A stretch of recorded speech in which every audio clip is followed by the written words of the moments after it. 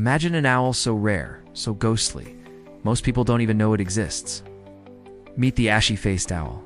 It's a silent hunter from the dark forests of Hispaniola, and it's a true phantom of the night. With its pale ash-gray feathers and haunting black eyes, it looks like a shadow drifting through the moonlight. Unlike other owls, it doesn't hoot. Found only in Haiti and the Dominican Republic, this owl is critically elusive, and it's vanishing fast. Deforestation is pushing this rare species closer to the edge, and if we're not careful, it could disappear into legend.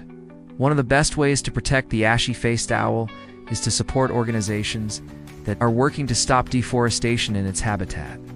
You can also spread awareness by sharing this post with your friends and family.